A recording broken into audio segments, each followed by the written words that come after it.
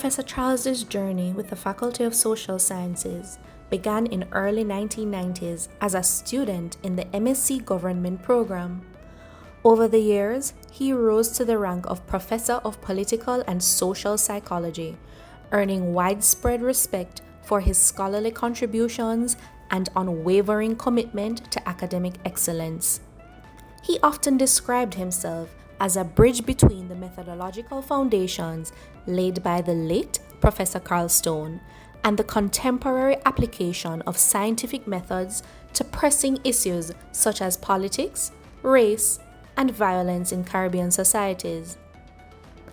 His passion for research was matched by his generosity in sharing knowledge, most recently through his enthusiastic leadership in the Department of Government's Writers and Publishing Circle, where he mentored colleagues in the art and discipline of academic writing, as well as his service as professor in residence at the faculty's annual Research Writers Retreat. His absence will be deeply felt across our faculty and the wider academic community.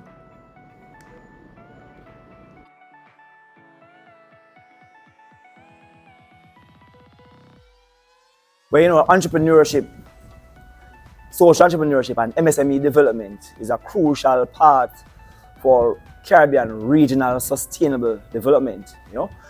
A number of work has been done by the Center for Entrepreneurial Thinking and Practice at the University of the West Indies, of which I am the director.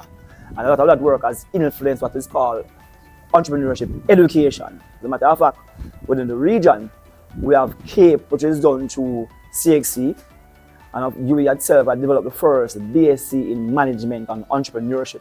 This particular paper actually focuses on what we call entrepreneurship education in small island developing states, pathways, challenges, and policy implication, which is coming out in Educating for Impact. Note then, the paper highlights the importance of having robust policy to support entrepreneurship education. And this is important because of the generation that we are addressing. We are now preparing ecosystems to support persons that are from Generation Z, the I generation. And when you understand the characteristics of this I generation, they are called the entrepreneurship generation. And it is argued that they are the ones who are most likely to be engaged in entrepreneurship practices, whether in businesses or non-businesses, because of the kind of freedom and flexibility that it actually offers. So this paper itself actually examines how much we have embedded entrepreneurship education within national policies across the region. And we examined 3 countries in particular: Jamaica, Trinidad, and Belize. Importantly, we have used the UNICEF UNCTAD framework for education policy to create an indices that was used to measure how much these countries have embedded the educational entrepreneurship education within their national policies and framework. This, I think, is very useful because the Caribbean share a very similar historical experience that has also shaped our education, but also shaped our attitude towards work and business. So the chapter actually outlines the unique economic, social, infrastructural, and educational challenges facing the region to improving the effectiveness of entrepreneurship education across different countries and different islands. Very, very important element, because we know that the current approach towards national development doesn't actually endogenize growth. And so part of our mission is to train, fuel, nurture a new generation of entrepreneurs who have a Caribbean mindset with a primary focus on endogenizing growth for regional development. Now, what the research actually shows, well, in terms of the policy framework itself, the UNCTAD policy framework have a number of different subcomponents that we use within the indices. One, how much, in terms of the policy approach, we have incorporated that within national strategies. How much have we been incorporated in national policies? How have we developed and implemented these policies? How much funding have we made available to support the implementation of the policies, but also identify what are the regional and local policies and how much they have also incorporated ideas of entrepreneurship. We also look at the cross-country policies in terms of how is that we encourage collaboration and entrepreneurship education across different countries. The beauty is that the Caribbean have the University of the West Indies. And you'll find that in the University of the West Indies, we have entrepreneurship education across all 3 main campuses, which is Mona, St. Augustine, and Caville, but also in our open campus operations, which spans the entire 14 territories. I mentioned earlier that within Jamaica and many other Caribbean countries, we have entrepreneurship programs in non-formal and formal practices. But we also have entrepreneurship at the primary school, at the high school, and of course, I mentioned before, in the universities themselves. The results from the paper was quite interesting because based on the index scores that we have developed and we have received from the actual research, it shows that Jamaica got a ranking of 71.5 out of 100, which suggests that we have a nice program in terms of how much we have incorporated, but there's also room for improvement. Most of the room for improvement tends to be award funding, which has been the primary constraint for most developing nations. How much funding is allocated to support these things? Both Trinidad and Belize got a score of 50 plus, which again shows that a lot of work is being done in those areas, but there's always room for improvement. The paper itself is very useful because developing an index allows you to have a quantitative tool in which you can assess your own performance. Some persons might want to use that tool to assess performance across countries. I would not necessarily recommend that because there are certain unique challenges within each country which will bias the score for that country, and therefore it would not be a fair assessment for the cross-country analysis in those kinds of situations because there are different parameters influencing the outcome from that research. But what it does, it gives each country a useful tool to assess their own performance, which can now also generate recommendations for their own policy formation and show them ways which can actually bolster their efforts in embedding entrepreneurship education as a cross-cutting theme in all disciplines within the region.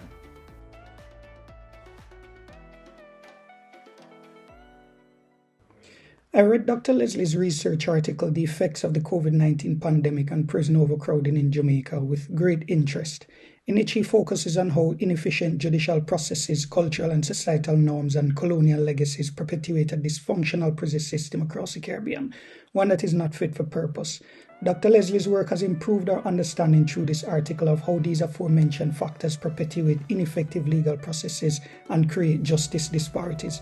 And she tackles problematic definitions of prison overcrowding, ones currently in use throughout academic and policy circles, and went on to highlight 13 main drivers of prison overcrowding. She advocated for a different conceptualization that better captures current realities of the region's penal systems. Drawing on strong, robust data as evidence, her work has sufficient rigor to convincingly demonstrate how external, natural and social shocks such as earthquakes and global pandemics exacerbate already chronic issues plaguing Jamaica's penal system. Dr. Leslie's work concludes by advocating for the need to prioritize alternatives to incarceration and a better attitude to decarceration, while upholding the right to reintegration and the protection of the dignity of those deprived of freedom. Then went on to lay out specific policy measures to achieving these objectives. I think this article is quite relevant, not just for Jamaica, but for regional and developing country contexts and governments, particularly former British colonies. And her work should definitely be used to guide government policy. Hi everyone, I am Dacia Leslie, Senior Research Fellow at the Sir Arthur Lewis Institute of Social and Economic Studies at the University of the West Indies, Mona campus. In this video, I would like to sort of share with you some insights from my award-winning research article titled The Effects of the COVID-19 Pandemic on Prison Overcrowding in Jamaica. Of course, this research builds on a body of work that evolved over several years, including my participation in the Faculty of Social Sciences Research Writers Conference in 2021. I also remember participating in a faculty webinar on COVID-19 research led by Dr. Lisa Vassiani. And of course, there was earlier public scholarship, including a Jamaican Gleaner commentary on easing prison overcrowding. So overall, these experiences helped to shape and refine this study into its current form. In terms of the background to and the motivation to doing this research, so prison overcrowding, it has long been a matter of public debate in Jamaica. Even before the COVID-19 pandemic, the Tower Street Adult Correctional Center was operating at nearly 95% above its intended capacity. So when the pandemic emerged, it introduced a new layer of urgency. Now, globally, there were calls for decarceration, that is, a move to reduce prison populations in order to limit the spread of the virus in confined spaces. However, what remained unclear was the extent to which Jamaica was implementing such measures, and there was no information coming out on the actual effects on prison overcrowding. So in a way, I wanted to examine how the first phase of the COVID-19 pandemic influenced prison overcrowding in Jamaica and how state responses were shaped conditions within correctional facilities. In order to undertake the investigation, I adopted an embedded mixed methods approach, and that approach was grounded in an interpretivist philosophy and guided by an abductive logic, which relied on secondary data sources, including reports from the Economic and Social Survey of Jamaica several years, government policy documents, media reports, multimedia sources such as press briefings and YouTube videos. Yes, YouTube videos. So this approach allowed for both quantitative analysis of prison population trends and qualitative thematic analysis of policy responses and lived experiences. Now, this methodology was particularly important given the constraints on primary data collection during a public health emergency. Now, some of the findings coming out of the research are paradoxical but equally important. So we see where there were temporary improvements. In fact, we see where the response to managing the spread can be considered good. Jamaica experienced reduced intake into correctional centers, and there were suspension of visitations, and these measures helped to sort of ease what I refer to in the article as demographic overcrowding, that is the sheer number of persons in custody. However, these gains were offset by significant negative effects such as court closures and delays restricting access to justice. There were also lockdown within facilities and this intensified confinement conditions. The rehabilitation programs were also disrupted. Now, this resulted in what can be described, or as I've described in the paper, social and operational overcrowding, where the quality of life and functioning within correctional centers deteriorated even though population numbers slightly declined. So by and large, we also found that the Jamaica did not significantly pursue early release or decarceration policies despite global recommendations. And that while the state did, however, implement over 30 preventative measures to control the spread of COVID-19, and these were largely health focused rather than structural reforms aimed at reducing overcrowding. So in a way, the pandemic, exposed systemic weaknesses, including delays in legal processes. We saw where there was limited alternatives to incarceration and infrastructural constraint within the justice system. Now, the findings point to a number of policy implications, particularly the need to expand alternatives to incarceration. There's also a need to strengthen digital court systems to reduce delays and reduce,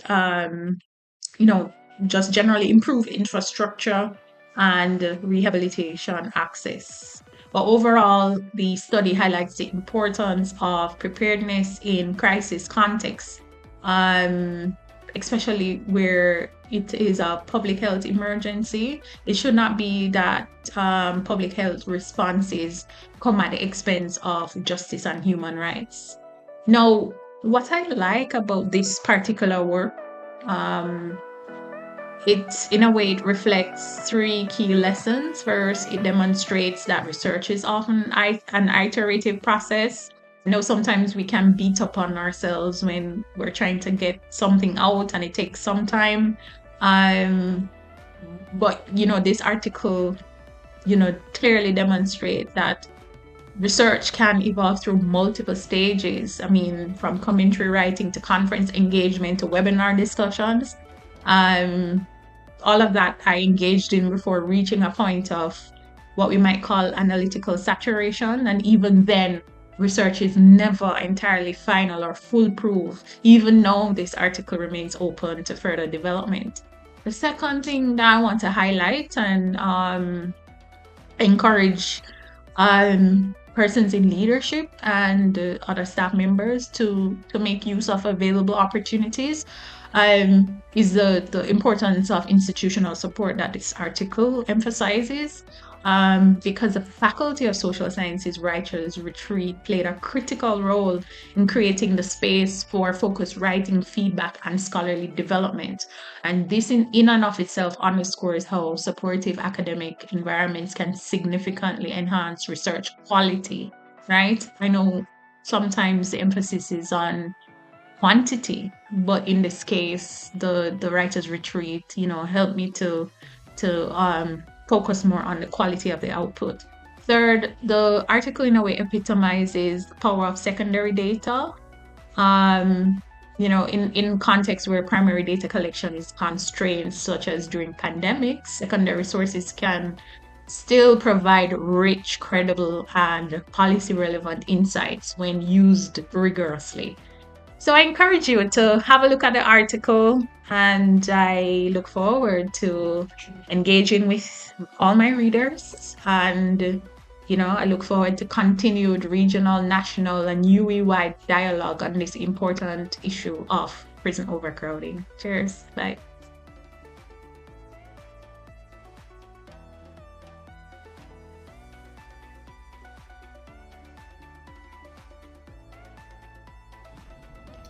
This is Sharon Priestley of the Department of Sociology, Psychology, and Social Work. Jamaica and the wider Caribbean face a pressing challenge. How do we build societies that are resilient, prosperous, and capable of leading the region into the future? My research, conducted with colleagues Kerry Lee and Kevin Hilton, examines the impact of intimate partner violence and adverse childhood experiences on Jamaican women's mental health. This work is not just about statistics, though. It's about resilience, revenue, and regional leadership. Resilience begins with people. Our study shows that physical intimate partner violence significantly increases risks of depression and anxiety among Jamaican women. And when combined with adverse childhood experiences, such as emotional, physical, or sexual abuse, or witnessing maternal abuse, the effects are even more severe.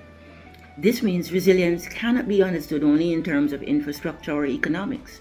It must include mental health, trauma recovery, and the dignity of women and families. Revenue is also at stake.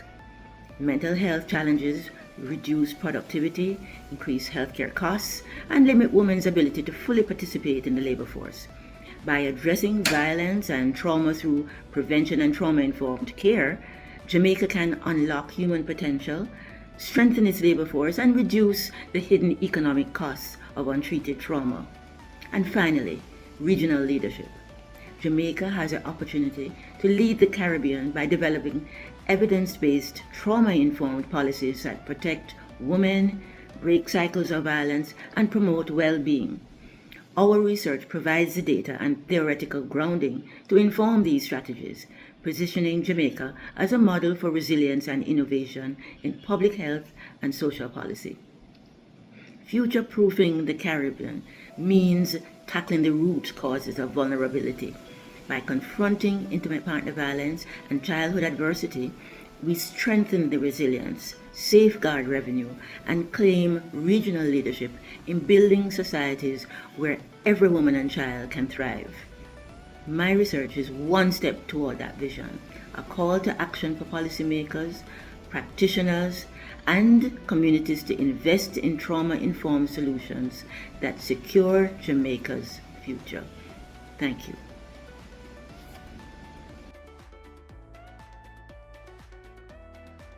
Good day. My name is Dr. Tracie Rogers from the Department of Sociology, Psychology, and Social Work at the University of the West Indies, Mona. My research examines public policy, gender, and adolescent sexual and reproductive health in the Caribbean, with a focus on how policies shape the experiences and well-being of young people. In this study, my co-authors and I explore how policies addressing adolescent sexuality and sexual health are developed and implemented in both Jamaica and Trinidad and Tobago. Across the Caribbean, many stakeholders are invested in shaping adolescent behavior. Parents, religious institutions, schools, governments, and civil society organizations all attempt to guide how young people think about sexuality, relationships, and reproductive health. Yet, despite these efforts, one reality remains consistent across cultures and generations. Adolescents will explore their sexuality. Adolescence is a period marked by curiosity, experimentation, and developing autonomy.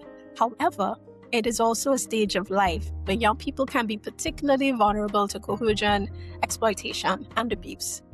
This creates a difficult challenge for policymakers. How do we protect adolescents from harm while also recognizing their growing autonomy and need for access to accurate information and services? Our study examines this challenge through the lens of public policy in Jamaica and Trinidad and Tobago. We analyze how policies addressing adolescent sexual and reproductive health are designed and implemented. At the center of these policies is the idea of a duty to protect young people. But this raises an important question. Who exactly are adolescents being protected from? From themselves? From each other? From adults who may exploit them? Or from systems that restrict their access to information and services? Our research shows that this question creates a policy paradox. Different stakeholders often disagree about the source of harm and about the best way to protect adolescents. As a result, there's frequently a gap between policy goals and policy implementation. One of the key findings of this research is that policy often fails to fully account for the lived realities of adolescents. In many cases, young people face barriers when trying to access sexual and reproductive health information and services. These barriers can be particularly pronounced for girls and for LGBTQ+ youth who may experience stigma, discrimination, and exclusion within health systems and policy frameworks. Addressing these challenges requires policies that move beyond protection alone. Policies must also recognize adolescents as individuals with rights, agency, and dignity. Ultimately, improving adolescent sexual and reproductive health outcomes in the Caribbean requires policy that balances protection with empowerment. By recognizing adolescents' lived experience and ensuring respectful access to services, policymakers can create environments that support young people in making informed, healthy, and safe decisions. This research contributes to ongoing conversations about gender, human security, and public policy in the Caribbean, and highlights the importance of centering young people's realities when designing policies that affect their lives. Thank you.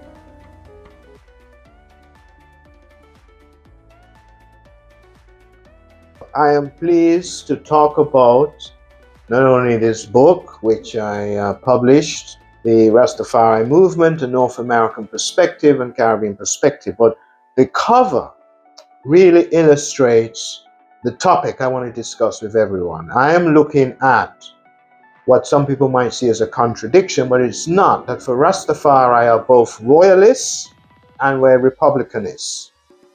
The second person here in the suit, this is a picture of Prince Amaya Sali Selassie, one of the grandsons of Haile Selassie, and he is the president of the Crown Council of Ethiopia. His responsibility is to make sure the monarchy, Ethiopian monarchy, keeps going. At present, unfortunately, the Ethiopian monarchy is not recognized by the wider Ethiopian people. They're recognized certainly by Rastafari, because Rastafari venerate Haile Selassie. So any of his children, and they're by default his grandchildren, are part of the monarchy. So Rastafari embraced the Ethiopian monarchy even more than the Ethiopians, the native Ethiopians living in Ethiopia. So that might seem bizarre, but that's the reality. This photo was taken during 2016. We celebrated the 50th anniversary of Haile Selassie's grandfather visiting Jamaica, which was April 1966. So in April 2016, we replicated his visit. we named the event Walking in the Footsteps of His Imperial Majesty, Haile Selassie, 10 Days with an Ethiopian Prince. He was here. I was the chairman of the organizing committee for his tour. We took him on the same route as his grandfather. First of all, when he came to the airport, he was given a rousing applause. At the airport, we had Rastafari gathered across the whole green area in front of Norman Manley Airport, and we did attract a lot of attention. That was the 21st of April. It was a Thursday. It was 2016, and we wanted to replicate His Majesty's visit because he arrived in Jamaica on the 21st of April 1966, so 50 years to the day, and he brought his wife, Princess Saba. We had a police convoy that escorted, we drove Prince Amias to the National Heroes Circle, at which he laid a wreath on Marcus Garvey's grave, just as his grandfather did. He then left and we went to Michael University College, where His Majesty, his grandfather, Haile Selassie, also paid a visit. From there, we left and we went to Jamaica College, which, let me add, was the only high school that Haile Selassie ever visited. And as it happens, I'm a JC old boy, so that made me very proud. And the old boy that met Haile Selassie at JC was actually Bruce Golding, our former Prime Minister, and said a few words about what it was like for him to have met his grandfather 50 years before. So that was very touching. Left Jamaica College and we went on to UTEC, because His Majesty also visited UTEC, which was then cast. Then finally came to UWI, because his grandfather was at UWI and was bestowed an honorary doctorate of laws, as it was. And we finished the day then. It was dusk and it was time to drive out, and we took him to the Pegasus Hotel on the Friday morning. We ended up taking a group picture outside of the opposition minister's residence. And then we went on to Ethiopian appointee or Ethiopian representative. A very critical part of the Friday, the second day, which was the 22nd, was Haile Selassie High School. It was founded by Haile Selassie. He provided the funds to build the school, and he laid a foundation pillar at his visit. The end of the second day was after leaving Haile Selassie High School, we journeyed to the regional headquarters at UWI, and we had a formal lecture. We call it the Haile Selassie Lecture, which featured Prince Amias, and it also featured our former Dean of Social Science, Evan Duggan, who gave a fantastic talk about the significance of Haile Selassie's visit. Very appropriate. So that was day 2. Day 3, very quickly, we reserved for visiting the different Rastafari mansions, because Prince Amias was very keen. He said he wanted to meet Rastafari where they're based. So we went up to Bubba Hill, the Bubba Shanty, up in Bull Bay. The Bubba Shanty are here. This picture was taken at Bubba Hill. So you'll see Sizzler Kalonji, you'll see myself here, Prince Amias, and everyone's had their head wrapped in turban because they're Bubba Shanty. Bubba Shanty wrapped their head in turban. This was a memorable occasion. We all thoroughly enjoyed ourselves. So Bob Marley Museum was where we finished Saturday. Sunday, he went to the Ethiopian Orthodox Church, Maxwell Avenue, which was fitting. And he wanted to go to the because he's a Christian of the Ethiopian Orthodox faith. So it was fitting that we had the service on the Sunday. And then after that service, he journeyed to Montego Bay, where we had basically exhibition. We were at the National Gallery at the Town Square in Mobay, artwork of Rastafari. Prince Amias enjoyed it. He gave a speech. I gave a talk to the crowd that was gathered out there, and it was fantastic. And the 4 days was really the most of the visit. Then he took some time out. We had him spend time at the Milia Hotel in Trelawney. He thoroughly enjoyed it. Exclusive. This was courtesy of Minister Babsy Grange. Once I would like to thank her for extending that courtesy, which made his trip even more enjoyable. Beach, sand, and sea. So he was getting all the benefits of being in Jamaica. And the last thing we did was visited the Naya Bingi Center in Pitfall, Montego Bay. We had the Church of Haile Selassie on the Saturday before we went to visit Bubba Shanty. So Church of Haile Selassie, which we have to big up and give respect to. So 4 Rastafari organizations he was able to visit: Church of Haile Selassie, Baba Shanti, 12 Tribe of Israel, and the Nyabingi. And then came that day when he had to leave, and he flew out from Montego Bay and Princess Saba. We saw them off at Sangster Airport, and this book was inspired by that visit.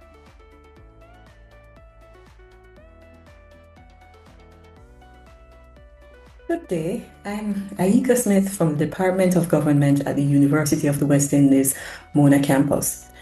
My research explores questions about Jamaica's cultural connections, identity, and development. In today's increasingly interconnected world, migration, international partnerships, and cultural exchange play a significant role in shaping how nations evolve. In this presentation, I will highlight 3 studies that examine different dimensions of these global relationships. The first study looks at how the Jamaican diaspora is represented in national newspapers. The second examines the historical partnership between Jamaica and Venezuela and its role in the development of Portmore. And the third study explores how members of the Jamaican diaspora in Japan construct and maintain their cultural identity. Together, these studies provide insight into how Jamaica's people, partnerships, and cultural expression continue to shape the nation both locally and globally.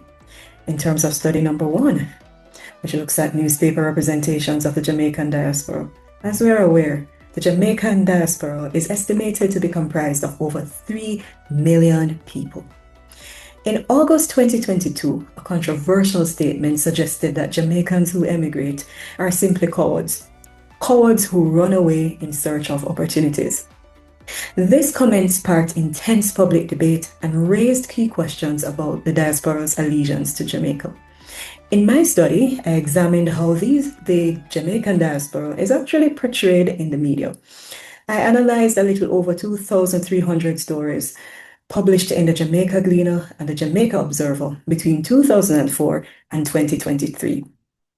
The findings of this study reveal that overall, the Jamaican diaspora is predominantly portrayed in positive ways.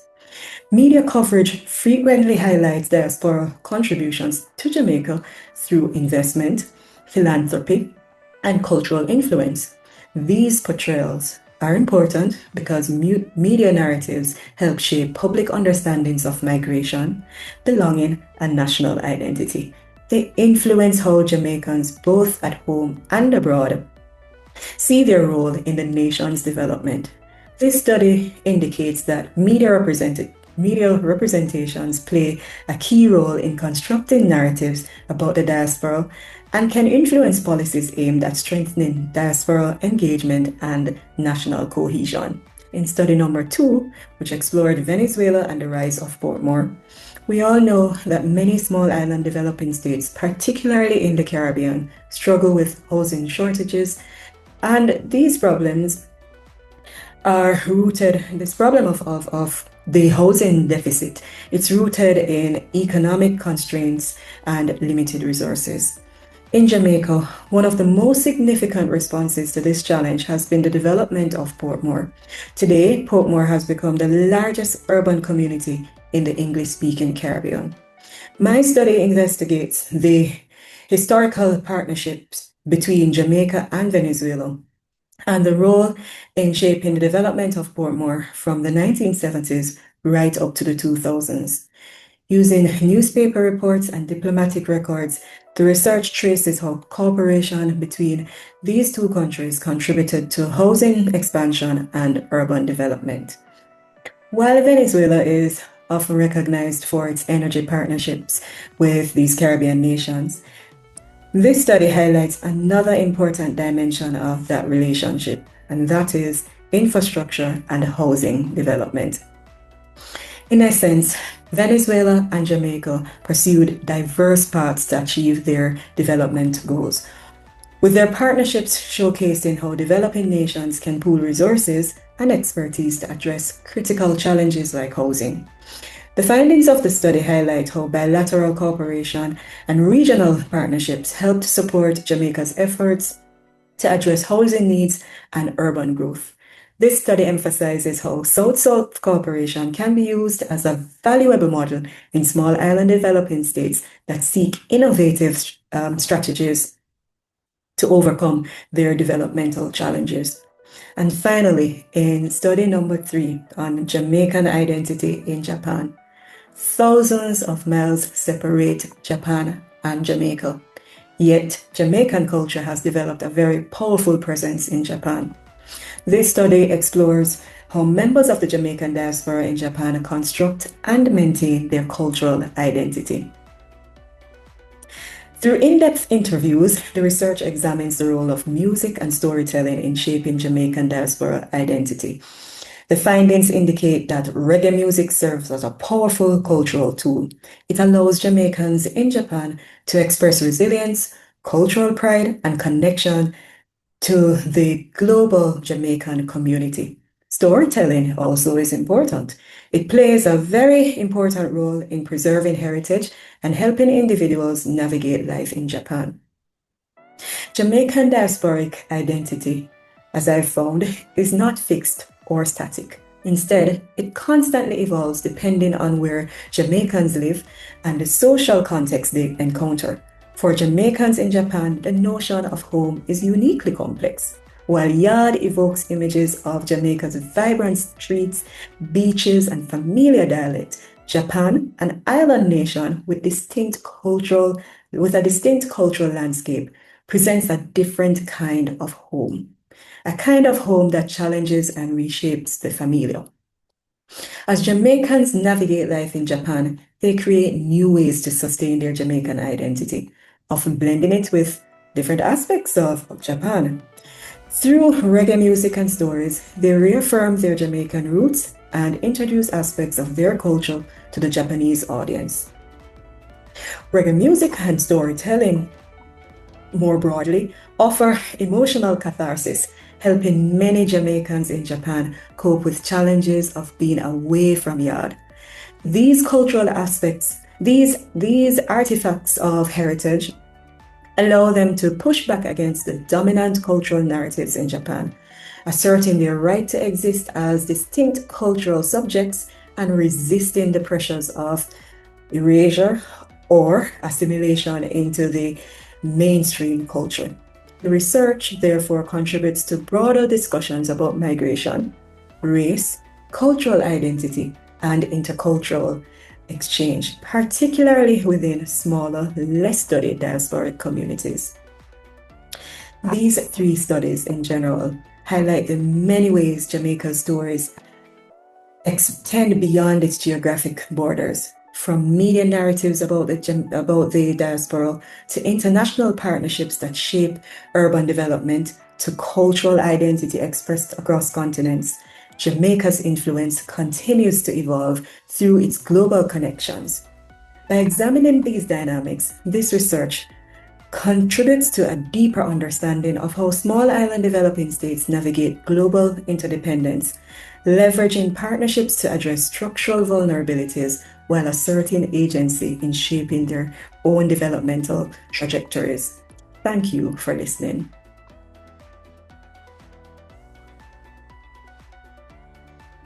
So management scholarship is being challenged today to think about alternative ways of doing and thinking about management, leadership, organizations, and seek to incorporate more inclusive and cultural relevant theories and practices, especially for non-Western contexts, such as those in the SEEDS countries. So our research addresses this very challenge by incorporating knowledge, indigenous knowledge, to a grand challenge to improve maternal and child health. In many parts of the world, childbirth happens at the intersections of 2 systems of knowledge. On one side, there's a modern biomedical healthcare challenge and institutions, for example, hospitals, trained nurses and doctors. On the other hand, there are traditional birth attendants who are really respected community members who have assisted women during childbirth for generations. But historically, these 2 systems and their relationship has often been tense. So how are they tense? We find it, that different knowledge traditions, different beliefs about care, and sometimes deep mistrust and negative attitudes that one system is archaic and the other is modern and cool. So the question for us becomes, can these two systems work together to improve maternal health care and maternal child health? If so, how? So this is because maternal child mortality remains a major challenge in many resource-constrained settings, including those in Jamaica. So to address this, multinational organizations such as the World Health Organization and some governments are encouraging the indigenous knowledge into maternal health care to improve and provide culturally inclusive, respectful, and safe maternal health care. This could involve partnership between formal healthcare systems and traditional birth attendants. Yet many institutions, many policies, both governmental and institutions, struggle with this knowledge integration because they always overlook the social relations and the cultural dynamics between these different groups. So traditional birth attendants are sometimes marginalized or excluded from healthcare systems despite their deep knowledge, deep, rich knowledge, community trust, and the midwifery knowledge that we so take, we assume and do not always acknowledge. So understanding how partnership can actually work in practice becomes very critical for us. So our research examines a fascinating case from the Upper Eastern region of Ghana, a region that has achieved tremendous improvement and better maternal health care outcomes compared to many parts of Ghana. So we undertook empirical research through interviews, focus groups, and document analysis across multiple levels of the healthcare system, from the governmental Ghana national policy making and policy makers to community practitioners. So we employed and explored how traditional birth attendants and state healthcare providers can collaborate to deliver maternal and child healthcare. And what we found was fascinating. It was a unique model of partnership that we call soft partnering. Rather than imposing rigid structures, this partnership actually relies on relational coordination, which includes the quality of communication, the trust, the shared understanding between actors, and this happens through three mechanisms of collaboration. The first mechanism is flexible governance, and this really allows room for adaptation rather than strict control that we experience, in bureaucratic systems. The second is what we call the pragmatic orientation, which really focuses on practical solutions that improve maternal and child health outcomes. And these practical solutions, obviously, the midwives, the traditional birth attendants are so familiar with. And this brings to our third mechanisms, which is the cultural and epistemic inclusivity, recognizing that both the biomedical and the traditional knowledge systems have value. So the soft partnering is built on three key principles.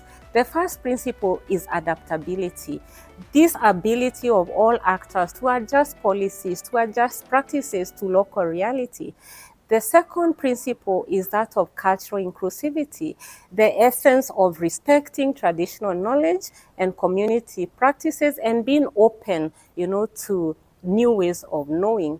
The third key principle is the social capital, and this is, building on trust, capitalizing on those norms, those relationships that exist across different healthcare actors.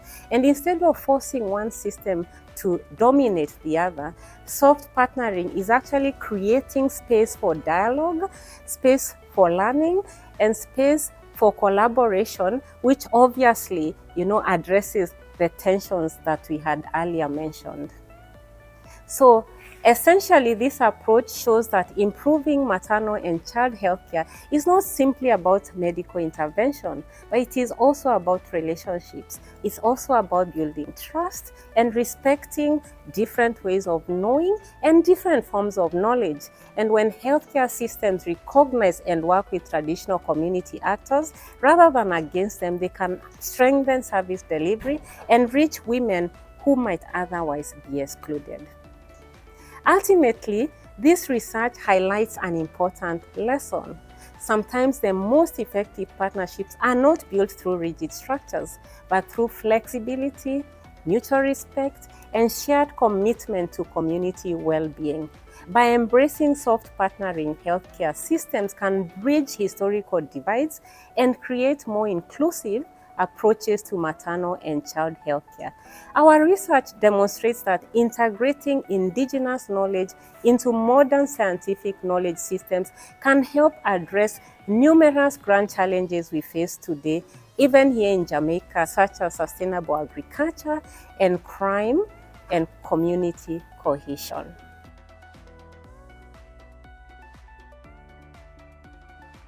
Values, skills, and theories of human behavior and social systems to resolve social problems affecting individuals, groups, and communities. So I want that recorded as a social worker.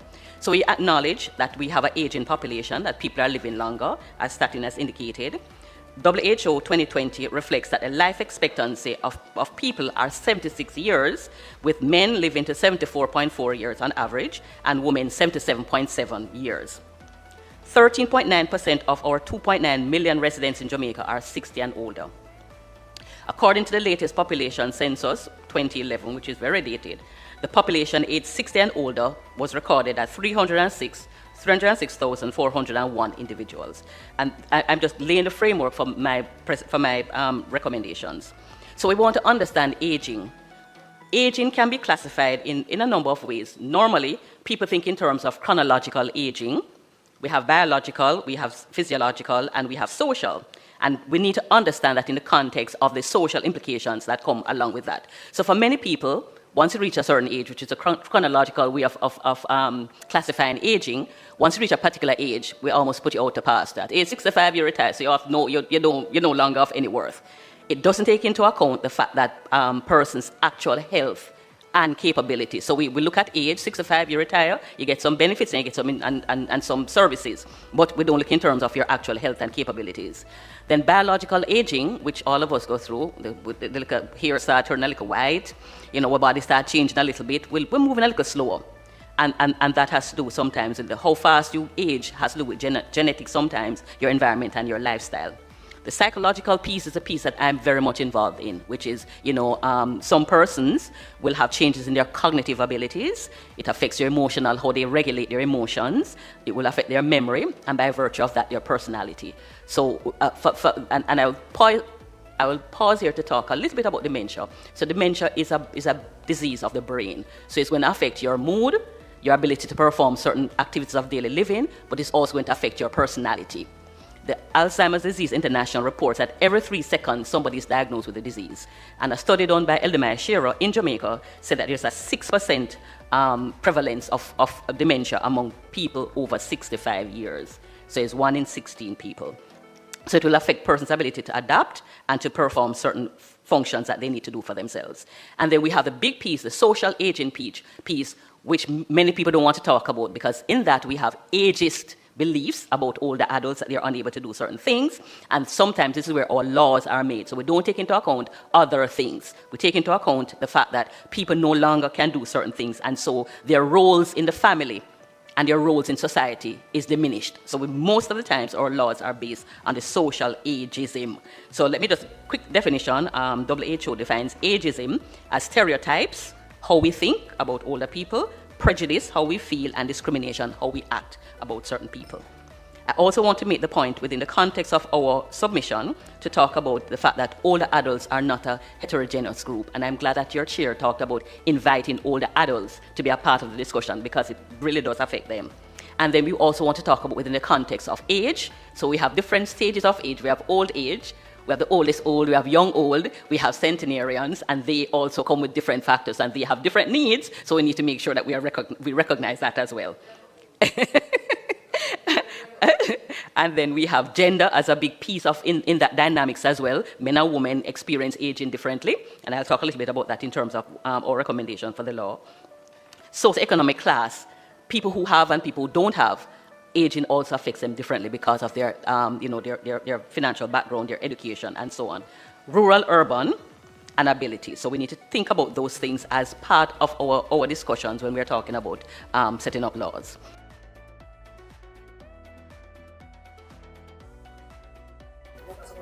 So imagine sitting with a group of Jamaican elders and hearing them say, "My life did full of struggle, you know, but me still there."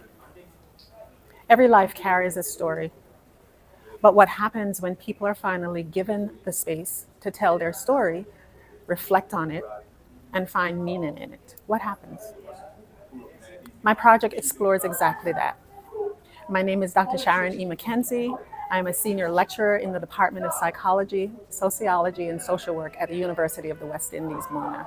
And my work with senior community groups explores how guided life story can support the mental wellness of older adults in Jamaica.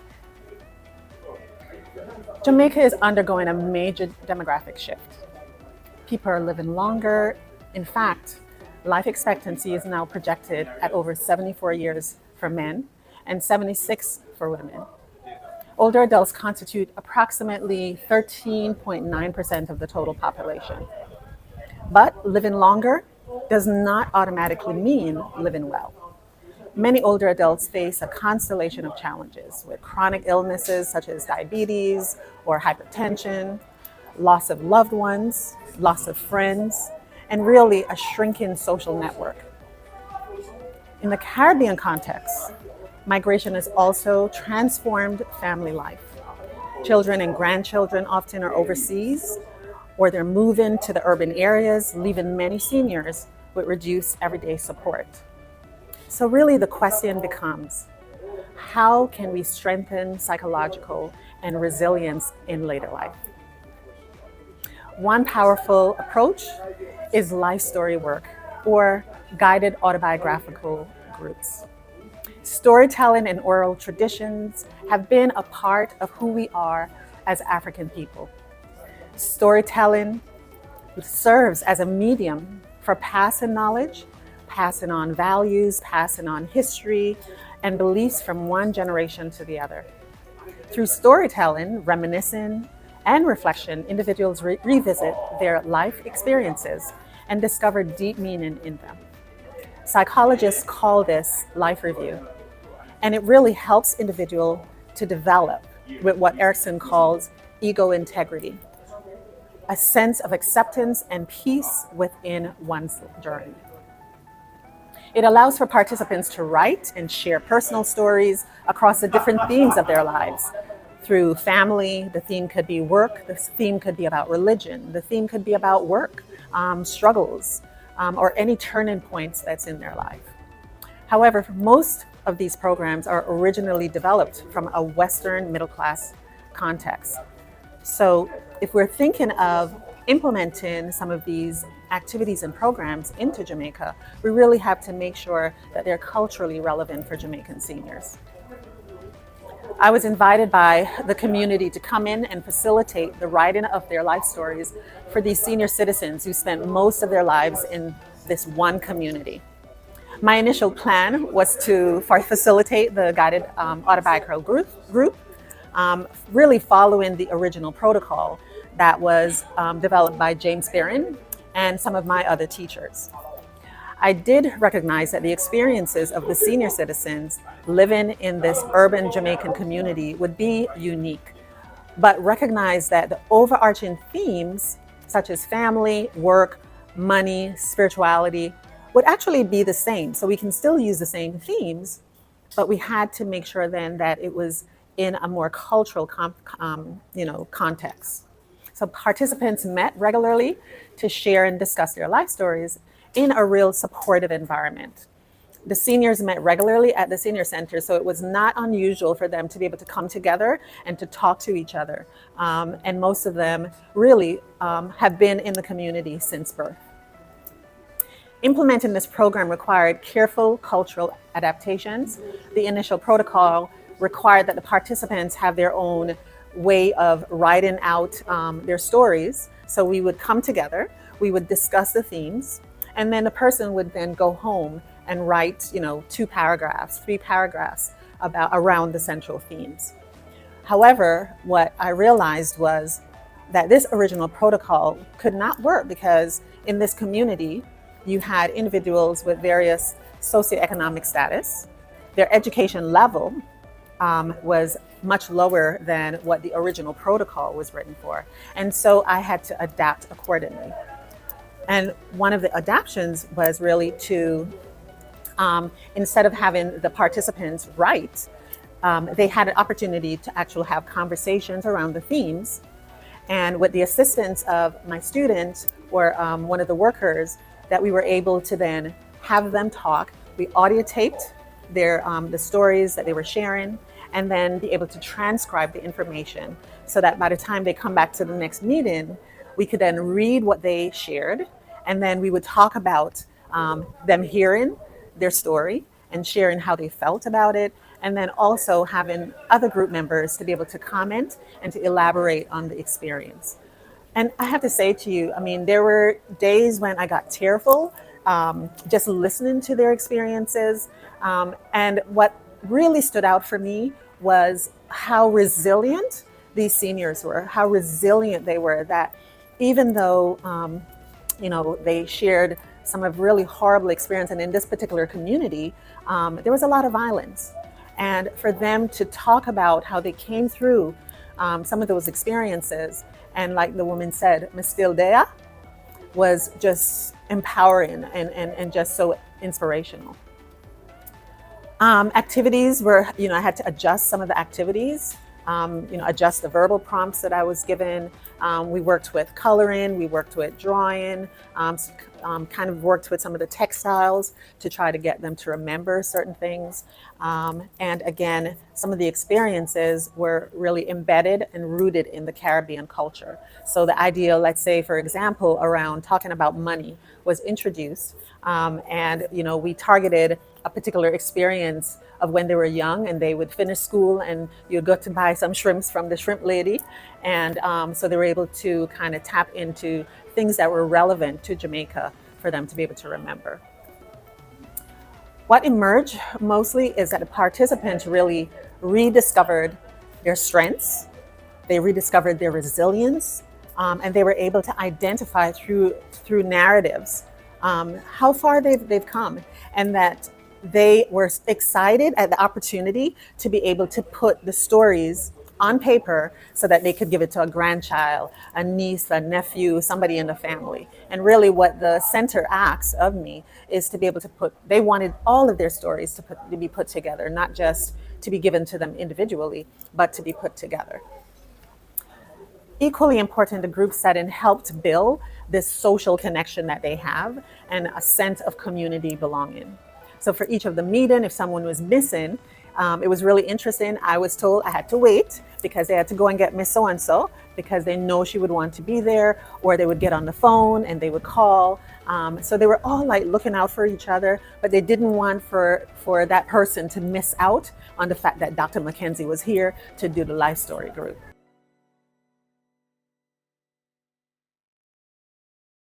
I've been given a chance to develop the national MSME policy MSME and entrepreneurship policy for Jamaica 2018 and the one in 2024. And there has been a seamless transition from the policy index in 2018, the policy in 2018 to the one in 2024. Now, this policy, I think, is a kind of landmark policy for Jamaica and creates a very good model for other Caribbean territories.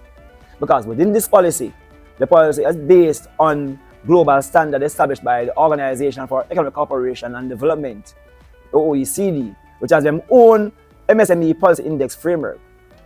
What we have done is to use that framework to create an actual indices that can be used to assess how much Jamaica MSME and entrepreneurship policy matches to the global standard. So within our own MSME policy, we highlight a number of components. It speaks to the green economy, which deals with land-based agricultural practices and entrepreneurial practices.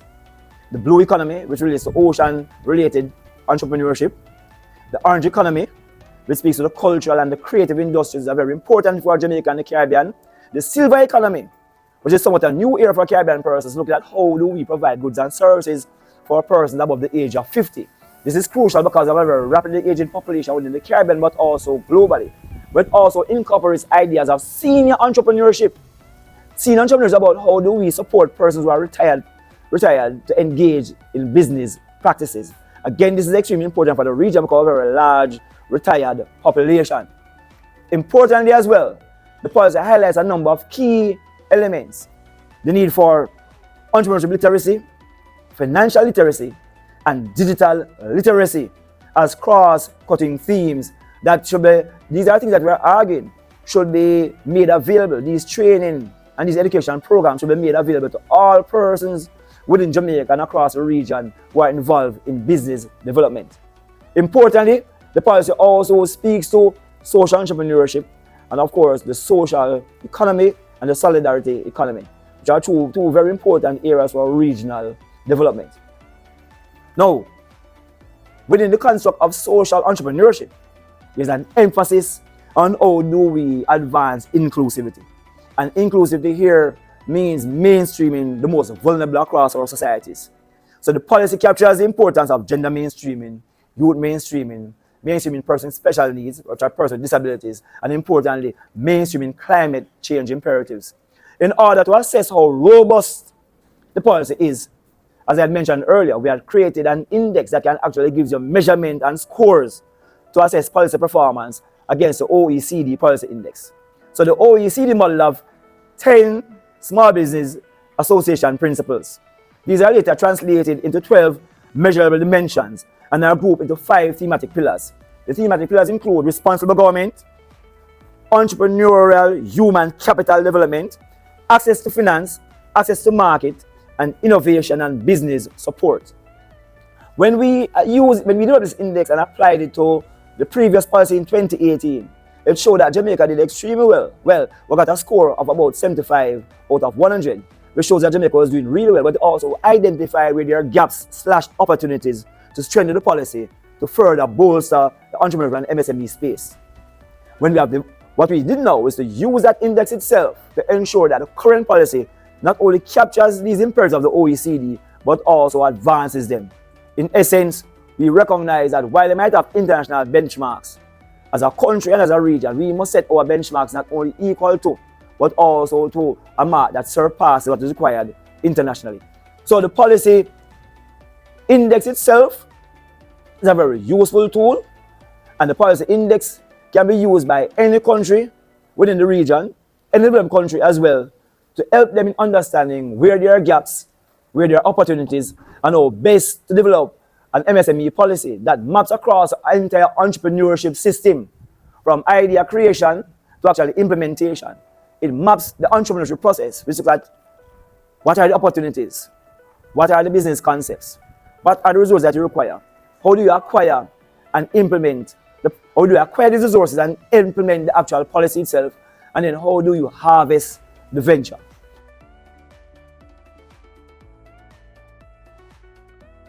Hi, my name is Coach Lewis, and I will be discussing an article that was written by Professor Suzette Houghton and myself. The article is entitled Colombia-Venezuela Border and the Securitization of Migration.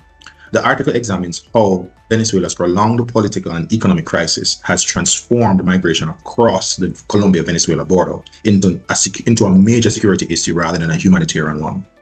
Both Professor Houghton and myself argue that this shift is best understood through the securitization theory, which explains how governments frame issues like migration as existential threats, requiring urgent and often extraordinary responses.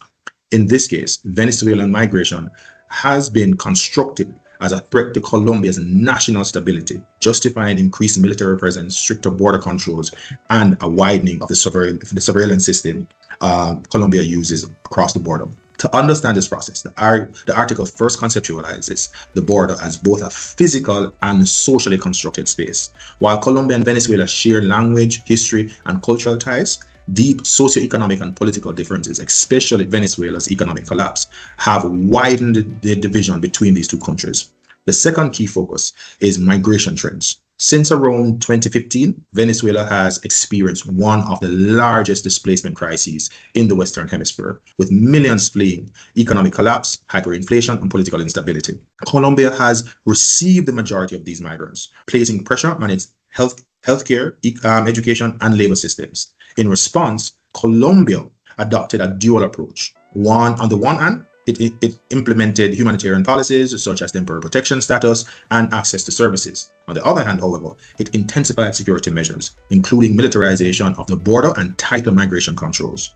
This reflects the tension between humanitarian response and national security concerns. The article also highlights how non-state actors such as guerrilla groups and drug trafficking networks complicate border governance. These groups exploit weak state presence in the border regions, reinforcing the perception of migration as being linked to crime, criminality, and insecurity, particularly when it comes down to violence. Importantly, though, securitization is not limited to Colombia. Venezuela has also framed border issues as security threats, frequently closing the border and citing smuggling, paramilitaries, and foreign interference as a rationale for these closures.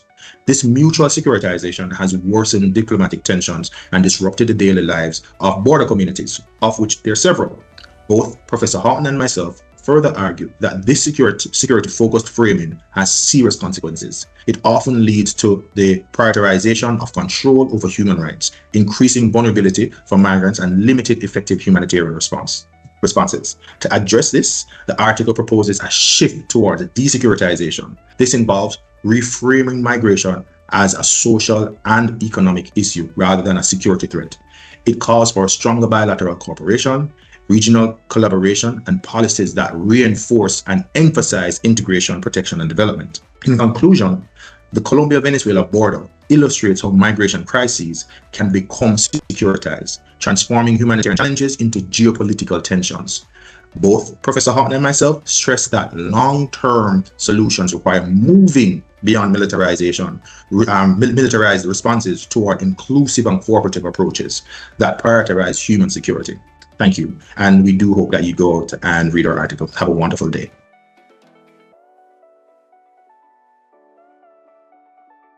When we speak about entrepreneurship in the Caribbean, the conversation is often dominated by success stories, growth, innovation, and opportunity. But there's a deeper reality we must confront. That is, our region is characterized by small firms dominating the economic landscape, by underdeveloped financial systems, significant government involvement, and persistent structural constraints. So the question is not simply how we promote entrepreneurship. It is, do we understand truly how small firms function, survive, and fail in this context? I am Indiana Minto-Coy, Deputy Executive Director and Senior Lecturer at the Mona School of Business and Management, University of the West Indies. These are some of the central concerns of my colleague and I, Dr. Jonathan Lashley. We've considered these through a reflection on the work of Professor David Story. A towering figure in entrepreneurship research, Professor Story is often regarded as one of the founding fathers of the field in Britain. David's award-winning research fundamentally shaped SME policy and entrepreneurial policy for governments across the world. Borrowing from his research, including our 2018 paper with Professor Story, we take a closer look at how small businesses and entrepreneurs actually function in the Caribbean context and what that means for growth, policy, and practice. Ultimately, there are 5 key points, 5 key contributions which emerge from the research. Number 1, the reality is that a small firm is not a large firm. David's Story was clear on this. Small businesses are fundamentally different from larger enterprises. They're not simply scaled-down versions of a large business. This reality is consequential for how we measure performance, how we define success, and how we design support systems. Number 2, the importance of studying failure, not just success. Much of entrepreneurship research focuses on successful firms, but our paper emphasizes the reality that we learn just as much, if not more, from failure and not just on success. Ultimately, understanding why firms fail, how failure compares to survival, and what differentiates the two is essential for meaningful policy and practice. There's an enduring discussion across the region around the need for more funding and the challenges in accessing finance for entrepreneurs and small business owners. So our third contribution is our suggestion that this is not the full story. Instead, we call for a rethink of the discourse and practice around access to finance through the lens of Story's theory on discouraged borrowers. Through this framing, we understand that the issue is not just access to finance, but also about discouragement. The reality is that many entrepreneurs do not even apply for financing because they expect rejection or are just daunted by the prospect of engaging with bureaucracy and other systemic hurdles. This understanding makes the policy question more dynamic and grounded. It's not just how do we increase access, but also why are firms discouraged from engaging the system in the first place? The implications for tackling informality, which, let's be frank, sometimes emerges as a rational response to regulatory burdens, cost structures, and institutional gaps, are glaring. Number 4, government policy, while necessary, must be strategic. In small states with large governments, intervention is inevitable. Nevertheless, we caution that poorly designed interventions can crowd out private sector activity. Willy-nilly policies can do more harm than good. The challenge we pose to policymakers through Prof. David Story's work is to ask, should we focus on more firms or better firms? Should interventions be micro-level or macro-level? Prof. Story's evidence-based position leans toward strategic, macro-informed approaches grounded in real data. And finally, number 5, we need to rethink firm growth and performance. Oftentimes, the assumption is that growth is the primary indicator of success. The reality highlighted in our paper is that many Caribbean firms prioritize stability, income smoothing, and risk management over rapid scaling. Such a perspective challenges conventional growth-oriented models of entrepreneurship. Yes, the region needs more high-growth entrepreneurs and should focus here. However, the larger issue is for a rethink of what successful entrepreneurship actually looks like in a Caribbean context. For researchers, for students, the paper leaves us with a clear research agenda around the need to study failure alongside success, the need to build comparative and longitudinal data sets, and this is something that Prof. Story was careful in advocating for. There's also more work to be done around networks, diaspora finance, and informal capital. Most importantly, there's need to be more precise when we define and study entrepreneurship.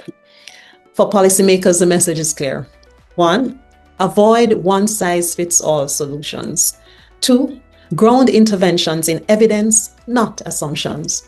And number 3, evaluate what is already being done. Because without proper assessment, we cannot know whether policy is helping or hindering enterprise development. For practitioners, entrepreneurs, and SMEs, the research validates real experiences. Financing barriers are not just structural, they're also psychological. Operating small can be rational. Our entrepreneurs have taught us that networks are not peripheral. Family networks are important. Networks overall are central to business success. In closing, the legacy of David's story for entrepreneurship and small business development in the Caribbean can be summarized in 3 R's. That is a call for rigor, relevance, and realism.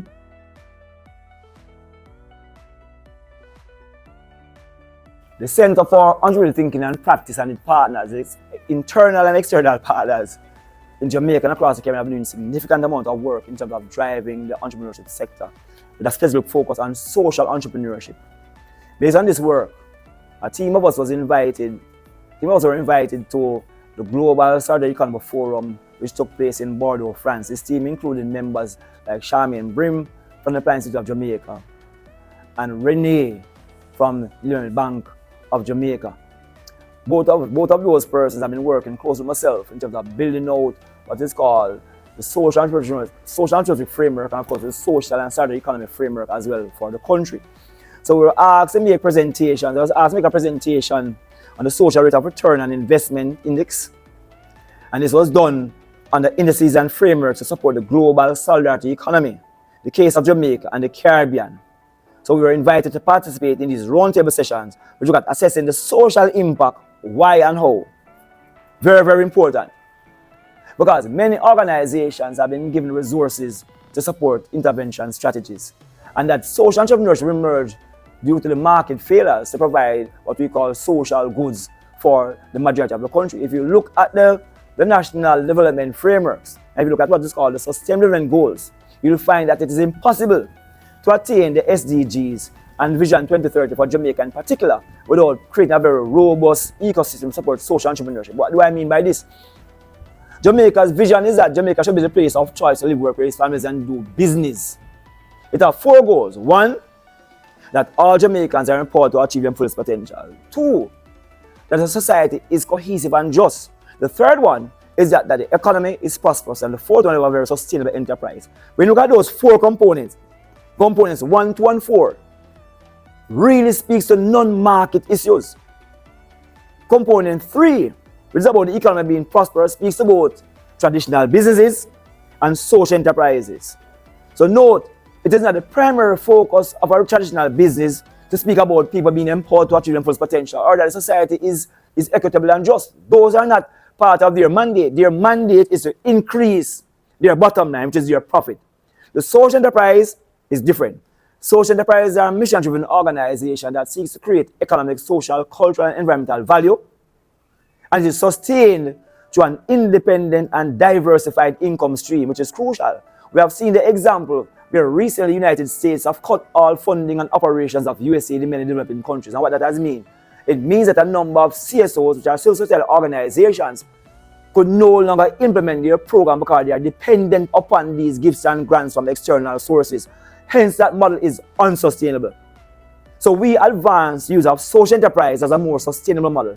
Bear in mind that these are new words, not new concepts, because we have also identified that Marcus Garvey, through the UNIA, has established the first global transnational social enterprise, with the UNIA being the mother organization, and through the African Communities League, it was able to establish what is called the Black Stallion Shipping Company, which is a big business, the Lagos Factory Corporation, which operate ventures that we will now call micro, small, and medium enterprises, and of course, nano enterprises. But while we are advancing this idea of social enterprise, it is important for persons to know that when you receive funding, it should not be treated as charity, it should be treated as a social investment. And if it's a social investment, there's an expected rate of return on that social investment. And you must be able to evidence this. So we are focused on developing tools that will allow us to evidence the value creation that comes from that social investment. So 2 of the key tools that we'll use will be a theory of change. The theory of change is important because it identifies not only what your vision and mission is, but your objectives and strategies. It also details what are the inputs that are required, whether the financial, human resource operations and marketing, which we call FUM. What are the activities to be undertaken? What are the outputs? What are the measurable things, the explicit things that you can see? Then, how is it that this output influences or impacts individuals at the micro level, which is what we call the outcome? Or how is it that this output affects the community at the national level, which is what we call the impact? So the theory of change assesses from input to activities, to outputs, to outcomes, and to impact. Now, while we can write that in our traditional narrative, the person who are giving us money don't think in terms of English language, they think in terms of money. And therefore, it is important for us to monetize that value creation. And it is true to the social rate of return on investment that we actually monetize this operation. So note, the SROI, what it does is to sum the value creation across economic, social, cultural, and environmental value creation and divide it by the actual input costs discounted by the national treasury rate. What does this give? The present value of the expected value creation. So you can use an SROI to forecast or anticipate what the value creation is, or you can use the SROI to actually do the actual calculation for a program. That ratio will tell you that for every dollar that you have spent, you have generated this amount of dollar of value creation. Now, that gives you again an independent assessment tool to really analyze if making an investment in this particular organization will give that positive outcome. Note that caution again. Let us not be hasty to use these tools to do comparisons across organizations, because again, every organization has their own unique challenges. What it does do is give you a platform to assess what the actual performance of this organization will be like, and therefore you have a more independent form of assessment, which is not so dependent upon any kind of subjective analysis. But SRYs are becoming extremely important, very useful. There are a number of concerns as well, though, for the use of SRY, and these concerns are really opportunities. One of the major opportunities is for countries like Jamaica to create a database of proxies, because proxies are used in the calculation to support the monetization effort. There are also opportunities as well for countries like Jamaica to establish a broader database, which will actually show you how is that the work of persons, the CSOs, which are societal organizations, through social enterprises, through the social economy, and through the solidarity economy, is contributing to the GDP of the country.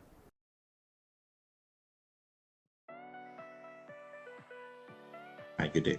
My name is Kush Lewis, and I will be discussing the article entitled Policing Intimate Partner Violence in Jamaica. The article was published in 2025, and it was written by Dr. Stacey-ann Wilson and myself. The article explores the challenges of policing intimate partner violence, or IPV for short, in Jamaica, highlighting how legal, institutional, and social factors limit effective responses by law enforcement. IPV is presented in this article as both a public health issue and a security concern. The article explains that intimate partner violence is influenced by factors such as economic dependency, gender norms, substance abuse, and the long-term legacy of colonialism and slavery, which have contributed to the normalization of violence in general, and particularly interpersonal violence in Jamaica. Using a mixed methods approach, the article combines police interviews and legislative analysis along with other secondary data to highlight, or examine rather, how the Jamaica Constabulary Force, or the JCF, responds to cases of IPV. A key insight is that policing IPV requires balancing two roles: supporting victims while also investigating perpetrators. One of the central findings of the article is a significant presence of significant institutional barriers within the JCF. Many officers reported inadequate training, particularly in risk assessment and understanding the psychological dimensions of abuse. Over half of the officers interviewed for this study felt unprepared to handle IPV cases effectively. Additionally, police responses often overlook critical factors such as mental health and substance abuses, which are closely linked to both victimization and perpetration. This limits the effectiveness of interventions and increases the risk of repeat violence. Another major issue is the insufficient victim support. The study found that victims are rarely provided with emergency resources, reallocation assistance, or comprehensive safety plans. This leaves many individuals vulnerable even after reporting abuse. The article also highlights the legislative gaps as a major obstacle.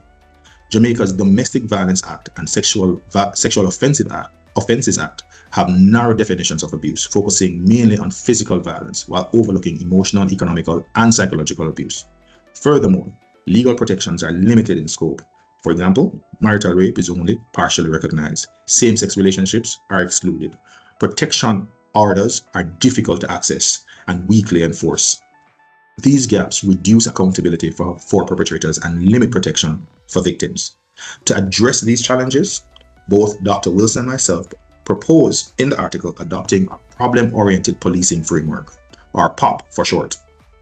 This approach focuses on identifying root causes of crime and developing targeted community-based solutions using the SARA model, that is Scanning, Analysis, Response, and Assessment model. POP encourages collaboration between policing or police entities, communities, social services, allowing for more of a holistic and preventative response to IPV. International examples, however, show such approaches can reduce violence and improve victim outcomes. In conclusion, the article argues that improving IPV policing in Jamaica requires three key changes: expanded and more inclusive legislation, enhanced training and resources for police officers, and the adoption of protective community-based policing strategies. Ultimately, addressing IPV effectively requires moving beyond reactive law enforcement toward a system that prioritizes prevention, victim support, and long-term social change. We thank you for listening to us, and we hope that you go out and read our article. Have a wonderful day.